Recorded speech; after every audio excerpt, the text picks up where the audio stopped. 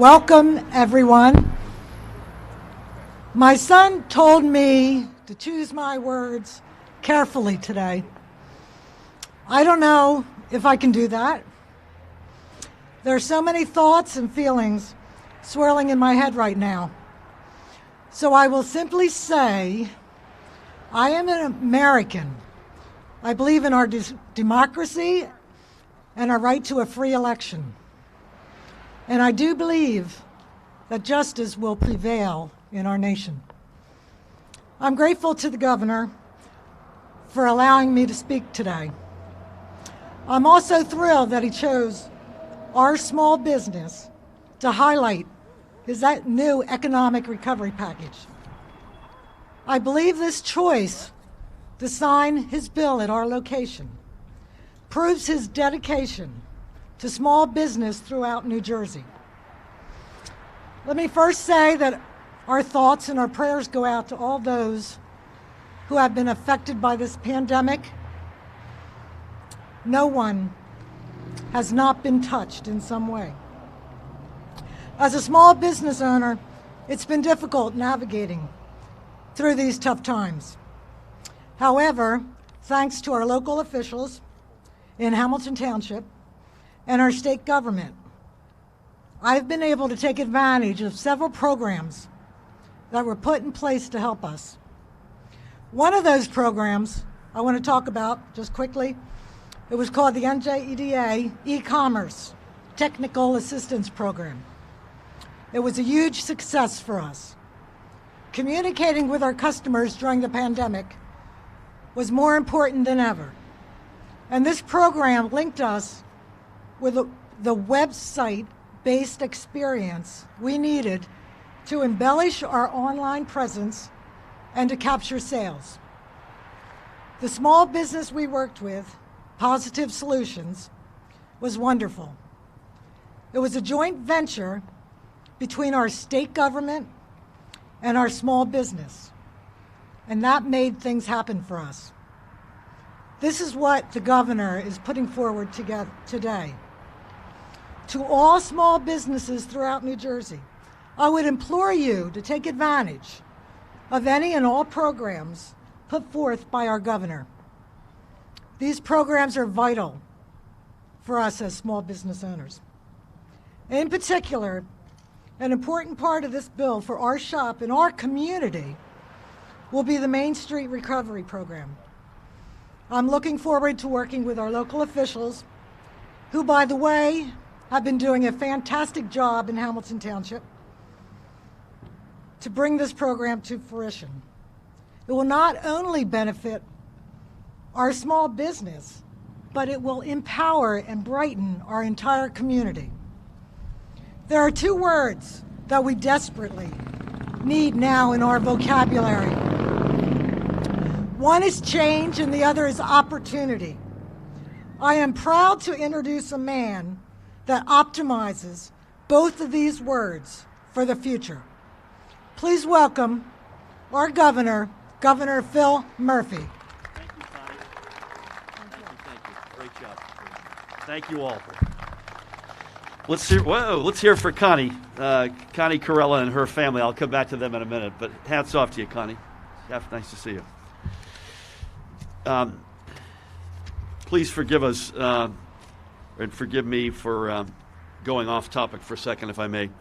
The fact that we woke up this morning to the reality of President-elect Joe Biden's election formalized by the United States Congress is proof that our democracy is stronger than an unhinged mob. The scene that unfolded yesterday in the Capitol building will go down as one of the darkest days in our nation's history. Every insurrectionist who tried to overthrow the free and fair election of President-elect Biden should be identified, arrested, and prosecuted to the full extent of the law for desecrating the cradle of American democracy. They should be given no quarter. They are not patriots. They are the antithesis of what it means to be an American. This was not a protest. It was an act of domestic terrorism spurred on by the president himself and his minions. The president's refusal to accept the reality that he lost an election created this. His years of lies and willful misinformation created this. His belief that the laws don't apply to him created this. His spewing of unfounded conspiracy theories created this. His unwillingness to understand even the basic precepts of the Constitution created this. I am relieved that members of Congress on both sides of the aisle were all safe and were able to complete their constitutionally mandated task of counting and formalizing Joe Biden's and Kamala Harris' election as our 46th President of the United States. In 2 weeks, less than 2 weeks now, with his inauguration, the renewal of America will begin in earnest. Some news. So last evening we deployed 74 New Jersey state troopers to Washington, D.C. They were on guard around the Capitol between 1 a.m. and 5 a.m. this morning. They are armed. They're off until they're back on again at 2 o'clock this afternoon. That was a result of a direct conversation I had with Washington, D.C.'s Mayor Muriel Bowser. In addition, I have deployed 500 members of the New Jersey National Guard to Washington, D.C. That deployment will take place over tomorrow, Saturday, and Sunday to assist in the peaceful transfer of power from one administration to another. They will likely be there at least through the inauguration. I trust they will represent the highest values of our state and our republic. I wish them and our troopers nothing but the very best, and please God they stay safe. I thank Interim Adjutant General Colonel Dr. Lisa Howe, with whom I also spoke yesterday, State Police Superintendent Colonel Pat Callahan, for their leadership. Make no mistake, yesterday was no accident. It was the result of 4 years of gaslighting and concerted attempts from within to weaken our democracy. But our democracy proved more resilient than the deranged conspiracy theories. And for that, I say, and I know you join me, God bless America.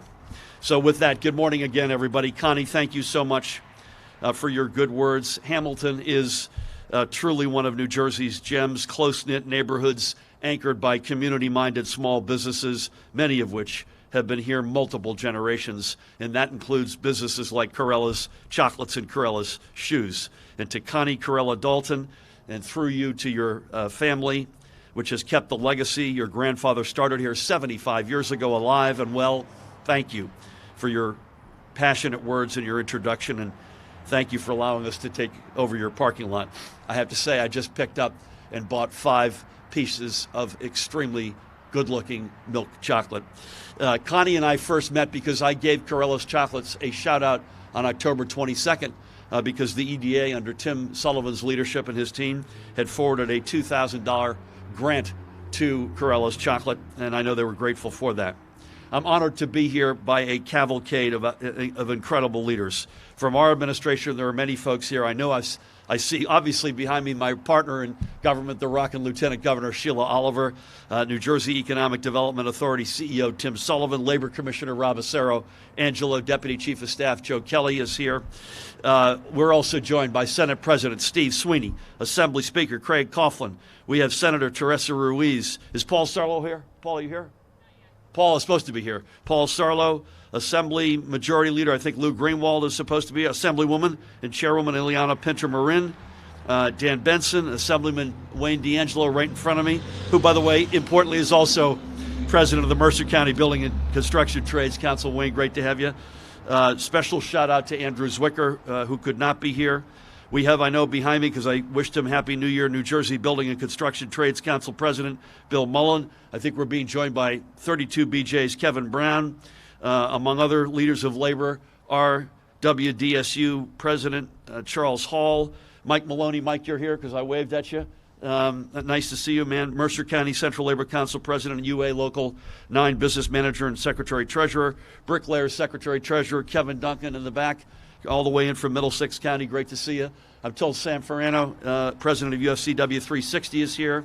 We have, I know, Vice President for Urban Innovation and Audible, Aisha Glover. Aisha, good morning. President of the Asian Indian Chamber of Commerce, Priti Pandya Patel. Priti, great to have you. State Chamber of Commerce President. I saw Mike Eggington. Is Tom Bracken here as well? Tom, you here? Nice to see you, man. Good morning. Chamber of Commerce President, CEO. African American Chamber of Commerce of New Jersey President, CEO, co-founder, or founder rather, John Harmon. NAOPS, New Jersey CEO right in front of me, Mike McGinnis, among so many others. Michelle Sakirka, I saw you, Michelle. Great to have you here. I also want to recognize many of the local leaders who have stood with us, including Janice, you're here, right? Janice, Clinton Mayor and President of the New Jersey State League of Municipalities, Janice Kovach. I see East Windsor Mayor and Mercer County Democratic Chair Janice Mironoff. Trenton Mayor, I think Reed Gassura was coming. Reed, nice to see you. Thank also Mercer County Executive dear friend Brian Hughes. Hamilton Mayor for hosting us, Jeff Martin. Thank you for that. And to each and every one of you, good morning. I'm sure I've missed some folks. So there are probably a few people wondering why we're in the parking lot of a small business to see the enactment of the Next Generation Economic Incentive Package for our state. After all, incentives are set aside only for big corporations, right? Well, starting today, that could not be more wrong. That's the old way of thinking. That doesn't mean it won't apply necessarily to big corporations, but the days when it only applied to big ones are over. Our future rides on the backs of the small businesses who employ the majority of our fellow residents, especially those owned and operated by women, people of color, and veterans. The small businesses who are first in line to benefit when a new project nearby breaks ground. And I'm particularly pleased that this initiative's $50 million investment in our Main Street small businesses through grants, loans, and other assistance, so they could be at the head of our recovery. Our future rides on the entrepreneurs with big and innovative ideas, but who need capital to get their vision to market. And it rides with communities like this, ready to see their historic building stocks or brownfields repurposed and their streets re-energized. This is how we propel our economy moving forward to be a strong and resilient post-COVID reality and future. There's so much throughout this package that is good for our state. Strong protections for our union brothers and sisters, a commitment to eradicating food deserts, a vision for turning urban brownfields and long-ignored properties into accessible, walkable, affordable, and active communities where good jobs are created and people can live, work, and raise their families. We built this program on the twin pillars of transparency and fairness to fuel the creation of good-paying, future-focused jobs and ensured sensible spending caps and strong safeguards to protect taxpayers and communities. Craig Coughlin, I didn't mention you, did I? I did? Nice to see you. I don't know why that just occurred to me, but thank you, Speaker. Craig Coughlin has now been mentioned twice. I'm particularly proud to inaugurate the New Jersey Innovation Evergreen Fund, which will pair state resources with private venture capital investments into a diverse array of New Jersey-based startups. Quite simply, this will be a game changer in our efforts to remake New Jersey as the global center for innovative new businesses working at the leading edge of the future economy. I'm also proud that we'll be creating the state's first historic preservation tax credit. For a state with such a history as ours, it's almost unfathomable that we hadn't done this before. We know from examples across the nation that repurposing historic buildings, instead, by the way, of knocking them down, will create good new jobs for our union trades and new homes for business while strengthening the core of communities by honoring their pasts. Gone are the days of viewing incentives and economic growth as a zero-sum game. It's no longer about winners and losers. With this suite of incentives, the benefits of economic incentives will be able to radiate outward to transform whole communities and indeed our state for the better. It's no longer a question of what can I get for me. It's now a matter of what's best for our collective future. Moreover, we're charting this new course for economic growth and resilience for our state. And this journey begins here in Hamilton, because in so many ways, Hamilton reflects the tremendous advantages and values of New Jersey. First, obviously, is location. We're centered here between the largest market in the world, which is New York City, and the East Coast's busiest port, the ports of Elizabeth and Newark, and one of the nation's fastest growing markets in Philadelphia. And we are interconnected with one of the nation's leading rail and highway networks. We are in a community with countless families who are benefiting from the strength of our statewide public education system and from the workforce development and apprenticeship programs that we have invested in. And we're here today in a county that also exemplifies the reach of our higher education network in preparing a dynamic workforce, whether it be Mercer County Community College, the College of New Jersey, or Princeton University. And of course, the people of Hamilton mirror the values we find all across our state, the values of family and community, of diversity, and of hard work. This economic program ties into each of these and ties each of them together. I know getting to this moment has been long and arduous and not without its bumps, but I thank everyone, progressive allies and grassroots community organizations and stakeholders up and down the state who stayed with us every step of the way. I want to give a particular shout out to State Senate President Steve Sweeney and Assembly Speaker Craig Coughlin.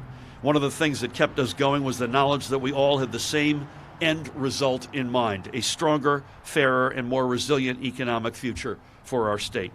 Now we have to put these incentives to work. We have to make this vision and promise a reality. I have no doubt that these incentives, implemented fairly and equitably, will power us forward and support directly and indirectly thousands of good jobs. Again, from the bottom of my heart, I thank everybody who worked with us to get to this day. It is now my pleasure and honor to introduce my partner in government. Please help me welcome the Lieutenant Governor and Commissioner of the Department of Community Affairs, the one and only Sheila Oliver.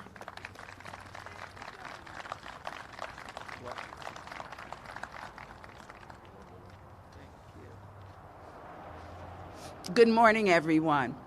I guess you've figured out by now that Governor Murphy spent quite a bit of time in the state of Massachusetts, in the city of Boston. And you know that New England is known for its brisk winters. And I have to tell you, Governor Murphy, you look like you're not missing a beat traveling around the state in the middle of the winter.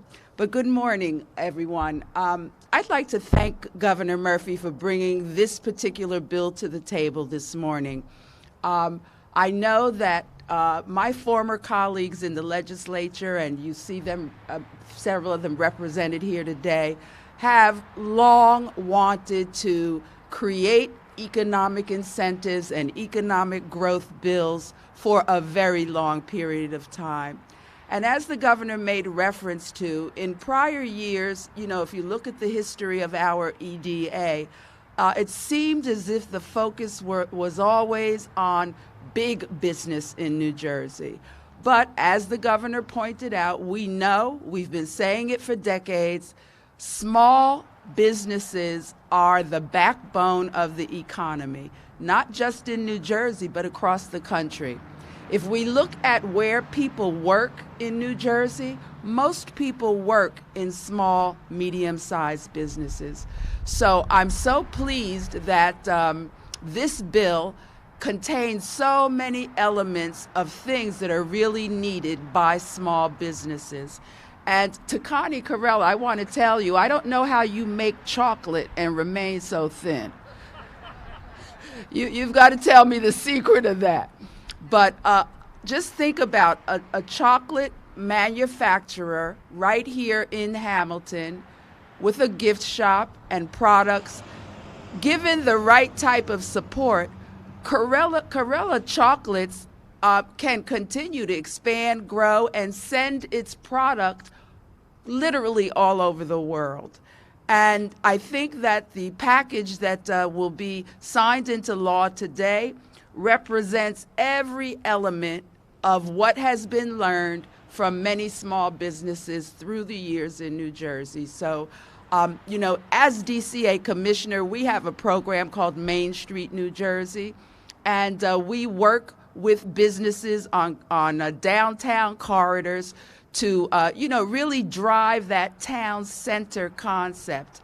Our New Jersey Redevelopment Authority that is attached to the department also works with small businesses, and they're creating a new initiative that's called Mind Your Business, and we will be providing technical assistance to small businesses around the state.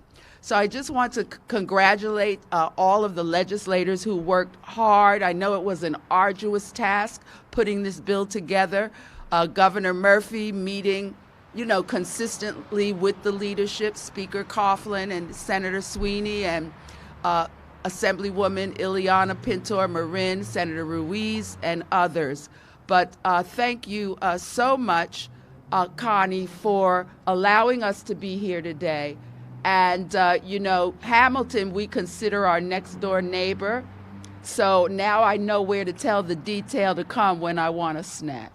Thank you.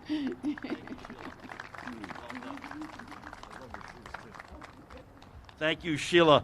And Connie, we hope your business continues to expand and grow. And if I spend any more time in your shop, I will also continue to expand and grow. With that, listen, I mentioned these guys in my remarks. Sheila, thank you for yours and your leadership.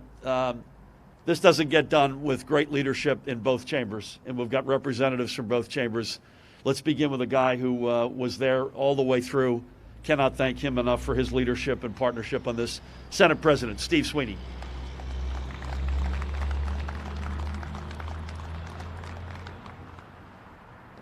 Since we're in the shade, I'm going to be brief. I told the governor, sun, warm, cold, but this is a huge day for the state of New Jersey. And I want to thank Governor Murphy, Lieutenant Governor Oliver, my partner, the Speaker of the Assembly, and in my house, Teresa Ruiz and Paul Sarlo, for coming up with a bill that's actually making an investment. This is not a giveaway. This has been talked about by the opponents completely wrong. This is about investing in the state of New Jersey's future. This is critically important. Look, we were a long time without an incentive program, and it didn't help us. But it brought us to the table to make a better deal. And I think we made an outstanding deal. And when people actually start to read it, not hear the clips, but actually read the bill, you'll find out that we ensured opportunities throughout the state for every county in the state to benefit from this. And that's what this is all about, and that's what it's always been about, is fairness, equity, and investment. So, Governor, I want to thank you. We came up with a very good bill. And you know, the word compromise, maybe in Washington they can learn it. It's not a bad thing. It's not poisonous. It's actually a very good thing. And I also want to recognize my colleague Linda Greenstein in the Senate here, too, in her home district. So to everyone, thank you for being here. This is a big deal. This is a very big deal. It was a long time coming, but it was worth the wait. Thank you. Steve and I were quoting Joe Biden, as you may recall, what he said to Barack Obama when they signed the Affordable Care Act. It's a big deal. Linda, I didn't see. I apologize. Nice to see you, and Happy New Year. I want to underscore one thing Steve said.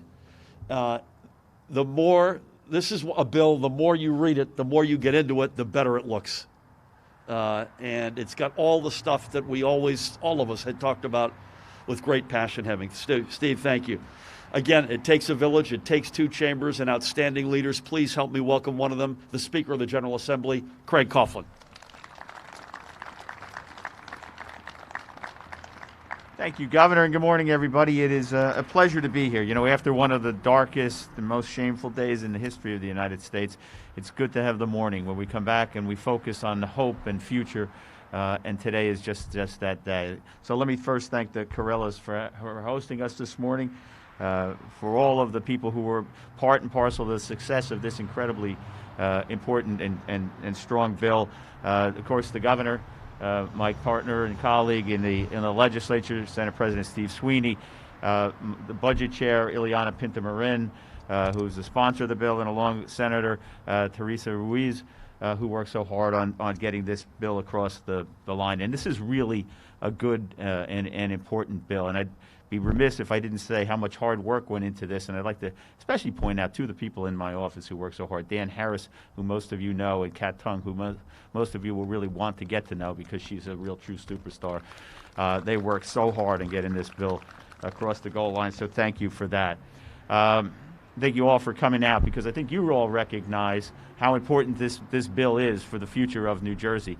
You know, we were criticized some for doing this as quickly as we did, but the truth of the matter is what this bill does is, because it is so broad in its scope and covers so many potential areas for growth and development, and brings so many jobs to New Jersey, it was important that we position ourselves to be ready for the inevitable recovery from the COVID-19 pandemic results.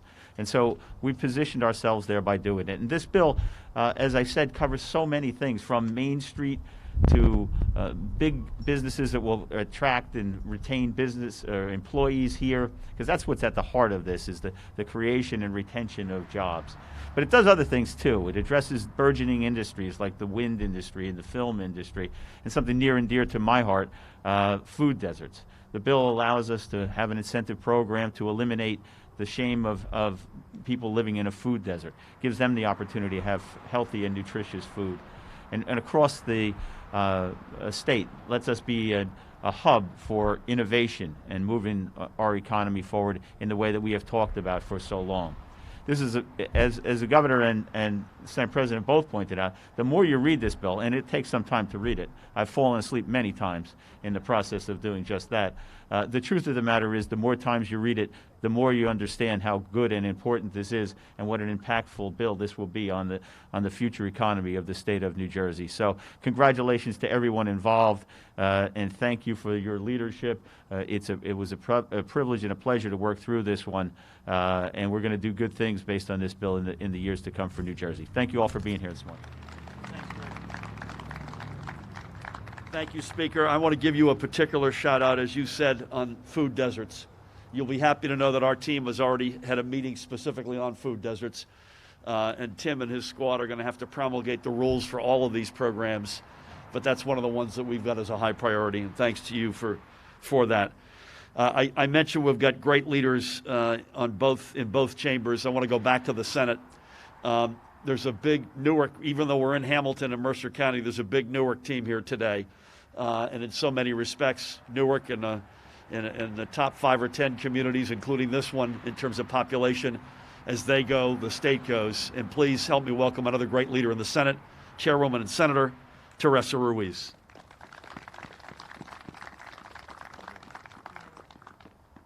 So unlike the governor who has New England roots, my blood comes from an island, so I'm freezing this morning. Good morning to everyone. I want to take an opportunity too that everybody I think woke up this morning in the state of New Jersey and in this country with a pit in their stomach, and how wonderful it is to pivot in a state that recognizes that government is not about one person, but it's about people and democracy, and that this signing today echoes that sentiment. Unity, cultivation of different ideologies, passionate opportunities to talk and to share, and to tell everyone in the state of New Jersey that unlike what has happened, we will not be defined by one moment, by one individual's words or actions, but by a collective conscience that recognizes what this country is truly about. The process of this bill was long and arduous. It's just because I didn't have to talk about it or read the bill over and over again. So for us, I think it truly is a new year. So thank you very much. Thank you, Ileana. I'm going to call a quick audible because he's here, and I asked him if he could say a very brief word. Another great leader, going back to the Senate, the chair of the Senate Budget Committee, and a leader on this and on so much else. Please help me welcome Senator and Chairman and Mayor Paul Sarlo.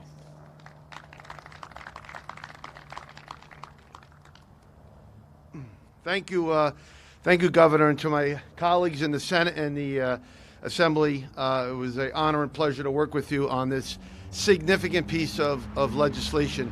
I've had the opportunity to chair the Budget Committee in the Senate now for going on almost 12 years, and over those years, we have seen so many different bills come through to try to make us the most competitive state as possible.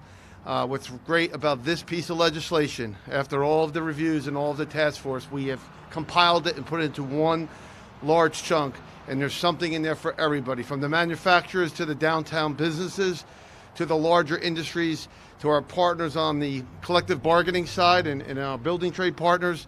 This legislation in totality will make us a much more competitive state and sends a strong message to everybody.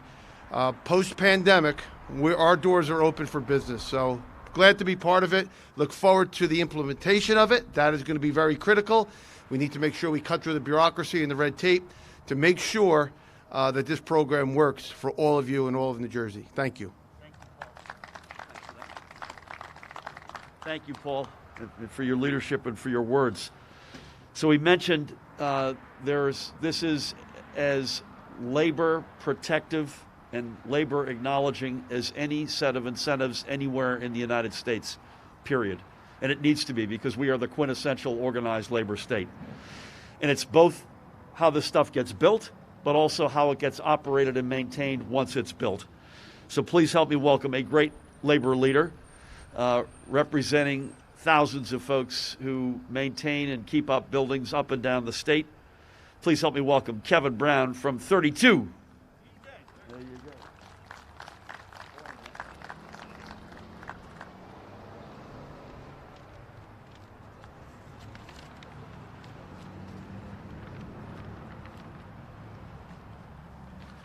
Good morning. It's a pleasure to be here. I want to first thank, of course, Governor Murphy, Lieutenant Governor Oliver, Senate President Sweeney, Speaker Coughlin, Senator Ruiz, Assemblywoman Pinter-Marin, Senator Sarlo, for making sure that these jobs that are created, not just for construction, but also for the permanent jobs, as the governor said, are good jobs. We represent 13,000 service workers across the state of New Jersey. Security officers, janitors, handymen, concierges, porters, all of those workers who maintain office buildings and residential buildings across the state. People of color, the majority of them. And that's why it's so critical that we have a thriving real estate industry, which we're so proud that this bill will help, but also that the jobs that are created are good jobs for the construction workers who will build them, and good jobs for the permanent jobs that will be there to service and maintain in high quality buildings with high quality wages and benefits, which make our communities stronger and which makes New Jersey a stronger state. We recognize that the tax provisions are necessary for this to happen, and we're proud to see that New Jersey's taken measures to make this a reality. We're looking forward to the enactment as the governor signs the bill into law today. It'll not only make a healthy and thriving real estate market, which is important to us as well, but will make lives better over time for hundreds, if not thousands, of janitors and porters and concierges and security officers, the people, the essential workers that make New Jersey work, make our country work at sites across the state. Thank you very much, and I'm very proud that we're including these workers in today's bill. Thank you. Thank you, Kevin, and to all your colleagues. I'm going to bounce back and forth a little bit. We're almost there, folks, in case you're starting to get frostbite. She works now at Audible as the Vice President of Urban Innovation, but I met Aisha Glover when she worked with Raz J. Baraka and did an incredible job in what is the ongoing transformation of the brick city, Newark, New Jersey. And now she's doing a great job in a private sector setting. She also happens to be on the board of the Economic Development Authority and works closely with Tim and Chairman Kevin Quinn. Please help me welcome Aisha Glover.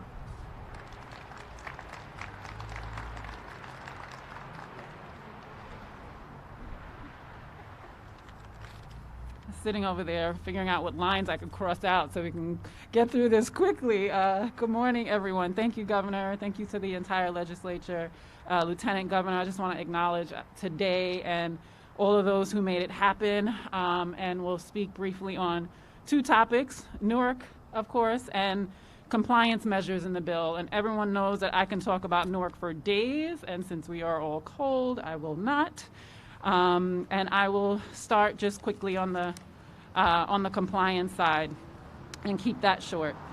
There are important and common sense protections that provide for greater accountability and oversight in this bill, and as the governor mentioned, I am on the EDA board, and as members we ask the questions on program effectiveness and assessment, and I know how diligent Tim Sullivan and his staff work, but I'm encouraged by the onboarding of a new chief compliance officer, and the other three components that I want to commend the governor and the legislature on are the caps on all of the programs, job creation awards limited to what is needed to actually incent the projects, and requirements of a CBA that will require training, employment, and youth development. These are not just common sense protections, but obviously also good policy. I am, excuse me, I'm jumping back and forth a little bit. I'm inspired to think about how quickly and how important this legislation is for programs that have laid dormant for quite some time around the city. I'm reminded of the fact that small businesses and locally owned shops are the backbones of our communities, and programs like the Main Street Recovery Finance will provide direct relief in a time when business closures continue to increase, reaching nearly 60% that will be permanently closed. It is why programs like Newark Working Kitchens that keep local restaurants open while supplying meals to the most in need can serve as models across the state and the country. I'm inspired by the Community Anchor Development Program that will help finance development by anchor institutions across the state and in Newark, including the Newark Museum, potentially Rutgers, NJ-PAC, or RWJ Barnabas.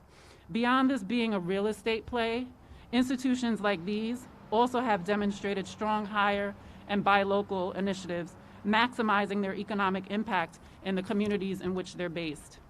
I'm hopeful about the New Jersey Innovation Evergreen Fund, and I won't cite the deeply deficient statistics about the percentage of venture funding across our country that goes to women, people of color, or both, because if you don't know, you have been under a rock. But I will say that as one of the most diverse states in the country, we can and should be intentional about how we leverage this opportunity to not only attract more venture capital to our state, but prioritize ventures utilizing MBEs or WBEs, which is precisely what the Evergreen Fund does. And with existing successful efforts underway in New Jersey, such as Newark Venture Partners, an internationally renowned impact fund that was ranked among the top 10 in the entire country for micro-venture capital funds investing in Black and Latinx founders, we do have the ability to be distinctive, and our impact can be real.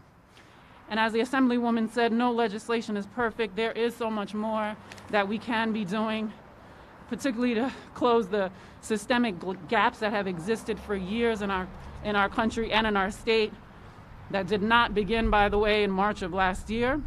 We continue to need solutions that are stronger and fairer and recognize and account for this inequity, creative policies to attract high-growth startups and accelerate innovation. But this legislation provides a path forward towards growth and prosperity in our state, and I congratulate everyone involved for getting it done. Thank you. Thank you, Aisha, for those words and for everything you do. So I want to go back to labor. Kevin addressed what happens when these buildings are rehabbed or built and how they're maintained, kept clean, and operated, but they have to get built. And the deal is very simple. If you want our support, if you want our money, if you want help to get a project done, you've got to abide by the strongest labor protections in the country, period. That's the deal. And importantly, what comes first is how this stuff gets built. And nobody knows this better than our next speaker. Please help me welcome the president of the New Jersey Building and Construction Trades Council, Bill Mull.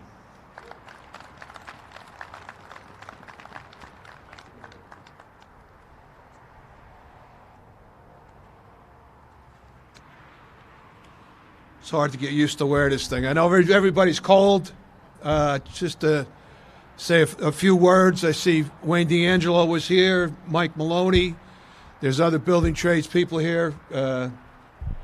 That New Jersey has to attract business, has to keep business.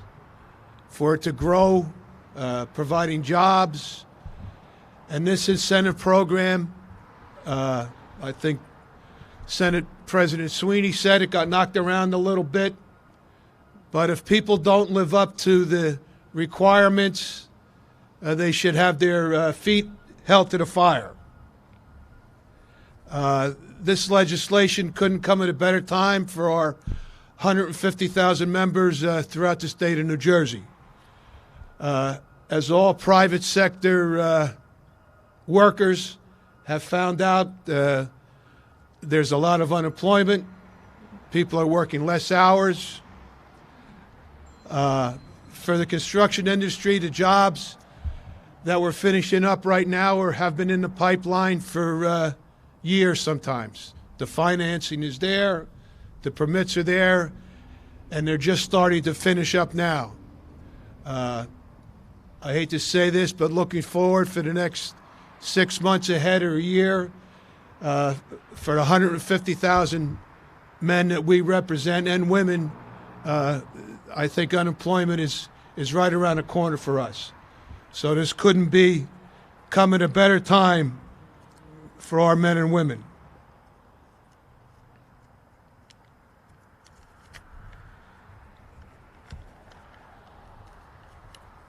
I'll be very quick. I'd like to thank the Speaker, the Governor, my dear friend, Senate President Sweeney, for coming together and negotiating this legislation. I think the Senate President kind of said it. You know, to compromise is not a sign of weakness. I think we've heard this, we've seen this, but compromise brings us together, and these three individuals with their counterparts have made this happen. So let's sign the legislation and build New Jersey. Thank you.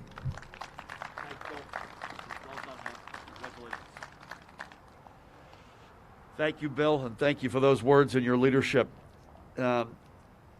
We could have had John Harmon. We could have had Tom Bracken. There's a whole lot of people that we could have, but we wanted to make sure that one of the chambers could stand up here on behalf of all of the chambers. And it is my honor to introduce the president of the Asian Indian Chamber of Commerce, Priti Pandya Patel. Priti?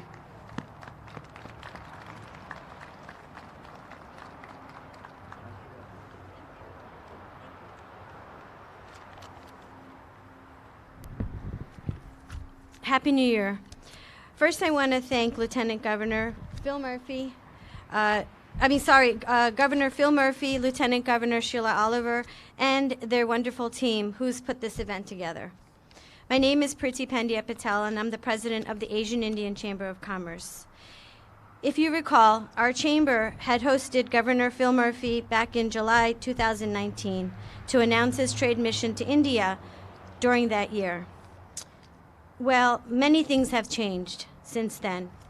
2020 has been hard for everyone, no matter what ethnicity, economic status, industry you're working in, especially small, mid-size businesses, women-owned businesses. But I'm excited to see what this new year will bring.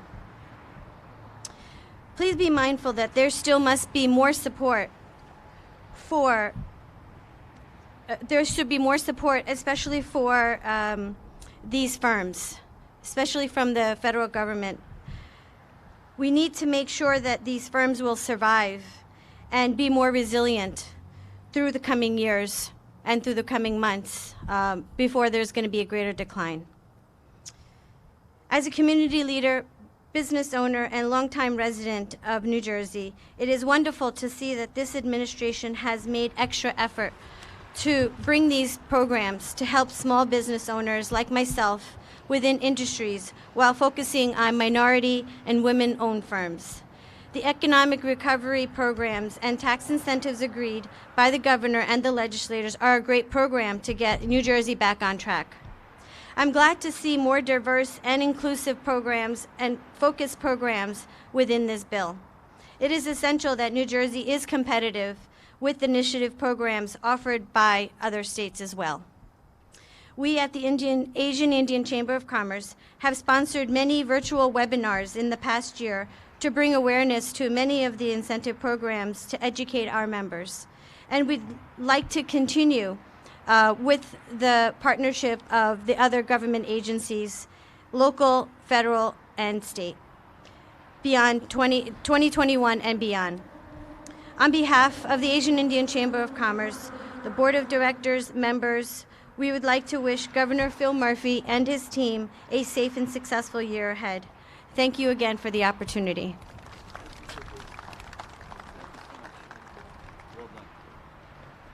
Thank you, Priti, and to everybody here, whether you're a legislator, a labor leader, a business leader, an activist, an advocate, this is a big day.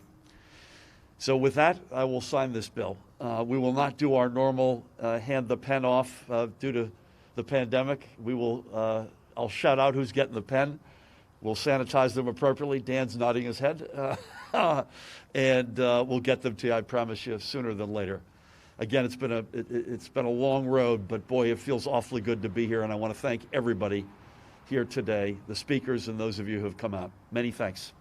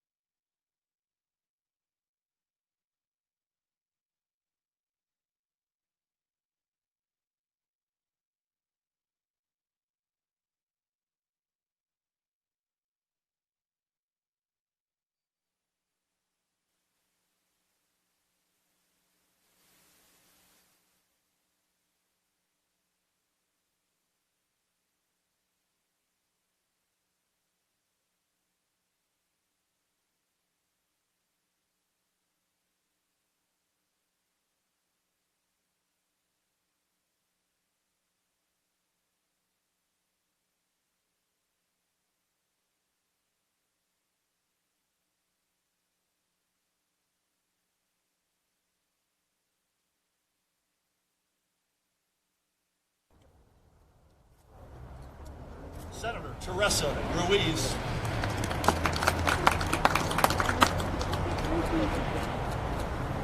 Assemblywoman Ileana Pinter-Marin.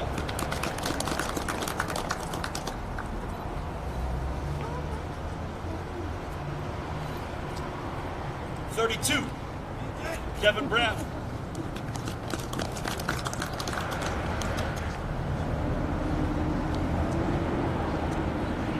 Aisha Glover.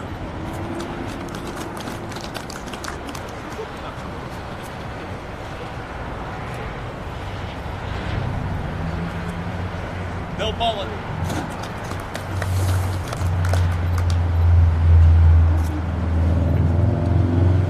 Priti Panya Patel.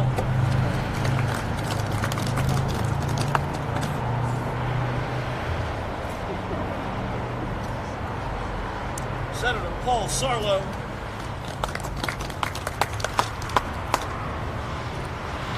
I don't see him here, but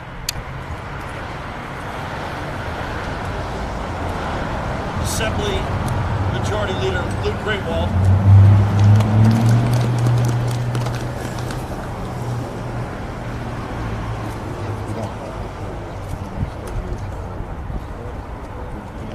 Where's Mike? Mike Maloney, this is for you, man.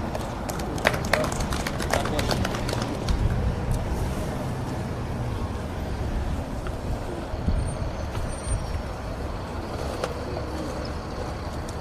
Wayne D'Angelo, that's got your name on it.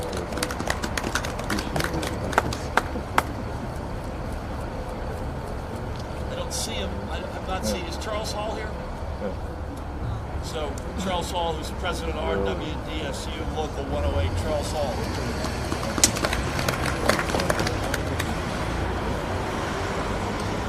This is now the law of the land.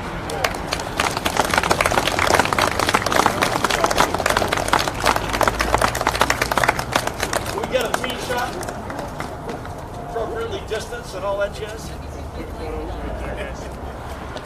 Steve, come on over here. Sheila. Great.